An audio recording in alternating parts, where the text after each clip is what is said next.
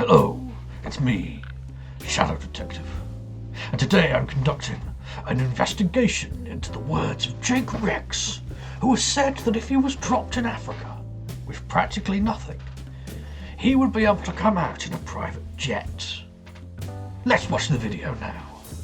Drop me in Africa with no food, no water, no house, nothing, and watch me come out in a private fucking jet.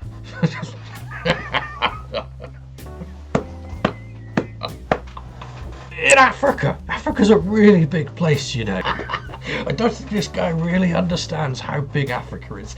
Now, unfortunately, Jake isn't very specific about where he'd like to be dropped in Africa. But given the picture that he uploaded with the video, we can assume it's somewhere quite rural in nature. So, let's presume the centre of Africa. There are 4 different centres of Africa. Depending on how you measure it, I'll include something in the link below. But I think the one we want to take is the point of inaccessibility. It's the furthest point from the coasts. It's found in the Central African Republic on the, I think it's southeast border with Sudan and the Democratic Republic of Congo. When Jake says drop, he could either mean dropped by a vehicle or dropped by a plane. Unfortunately for Jake, he's going to have to make a jump from a plane, because the place that is centre of Africa, that would be the most African point, is 45 kilometres from the nearest road and town. This means that he'll have to be dropped by plane. The reason we're choosing this one over the other 4 is because it maximises Jake's chances of survival and gives him somewhat of a fighting chance. Of the other 3 options, 2 are a good 60 kilometres from the nearest towns, and the other is controlled by Boko Haram, which I'm pretty sure Jake thinks he could take, but that's another video entirely. So far, we have 2 criteria for Jake's drop-off. That it has to be at the point of inaccessibility, and that it has to be dropped from a plane.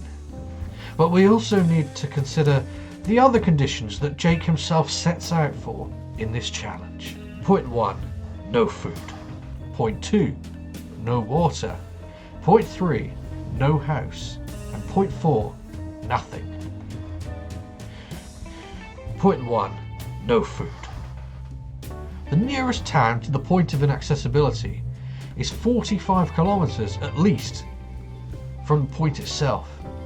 A typical jungle trek for someone with good experience and a moderate level of fitness, such as Jake himself, would probably expect the person to cover about 10 to 12 kilometres a day.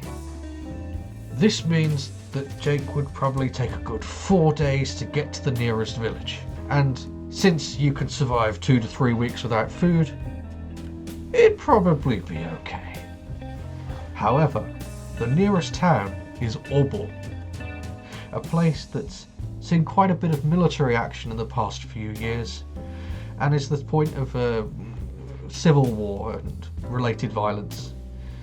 As such, it has a large number of refugees, and Jake would find himself quickly in competition with regional residents who might be prioritised for food aid over himself, a willing tourist and outsider.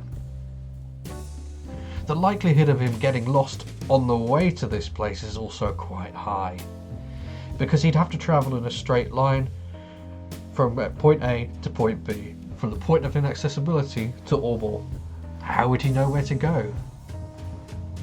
Given in mind food and resources, I give Jake about 2 to 3 weeks that he could survive before dying due to lack of food, because I don't think he'd be able to appropriate what he needs from the nearby towns and villages.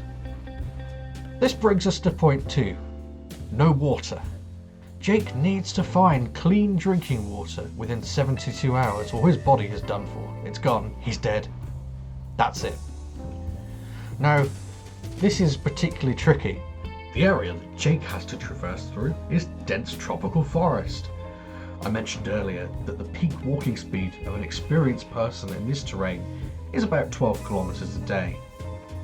At the same time, a human body in good condition can go just 3 days without water intake.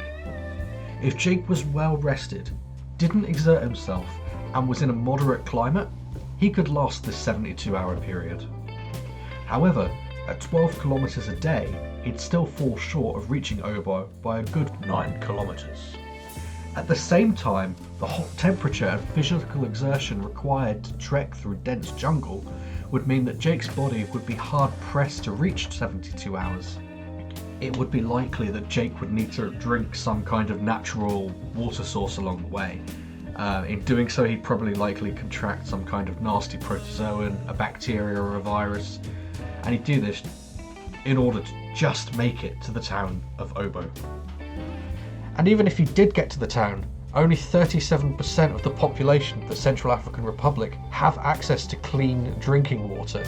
So in this regard, Jake's survival rating drops from about 2 to 3 weeks on food to his next limitation being water, in which he now has just 72 hours before death. The third point he makes is no house. Exposure to the elements, not seeing where he's going, poisonous plants and insects everywhere, potential death by gorilla, heat stroke, and mosquitoes giving him malaria. All of those things might be preventable if he'd had a house, but alas, he does not. And there are no houses for him to go within a 45-kilometer radius. Without shelter, and due to exposure of the elements, it's well thought that Jake might be able to make it a sole 24 hours before dying. Point 4, nothing. Jakey boy's bringing nothing with him. No clothes, no parachute, nothing. Let's say if we drop him from 10,000 foot or about 3,048 meters, he's going to have a bit of time before he hits the ground and in all eventuality probably dies or perishes within the 24 hours originally through, exposure, and except he'll be excruciating pain because of broken bones. Either way, let's drop him regardless. Let's see how long he can survive. Now, I won't complicate you with all the physics, but if you're going down on your belly when you do it, hopefully Jake does, then he would last a grand total of 79 seconds. This is almost double the 39 seconds that he would get if he went headfirst. So let's assume that Jake is wise and decides to take my advice of parachuting without a parachute belly first, therefore maximising his chance of survival and, by an extra at least 30 seconds. Maybe 40. We'll see. So, we've established that if Jake does this, he won't last very long. But aren't we missing something? Watch me come out in a private fucking jet. Aha! Of course. He didn't say that he'd survive, did he? All he said is that he'd come out on a private jet. Indeed, if he took out the right life insurance before he left, it could cover repatriation fees for such a thing. As such, he might actually be able to pull this off. Well, yeah, he'll be dead, of course, but still, he could do it. So really, he might only survive 79 seconds, as we said. But Jake Rix actually could pull it off. Drop Jake in Africa, no food, no water, no house, no nothing, and watch him come out fucking dead on a private jet.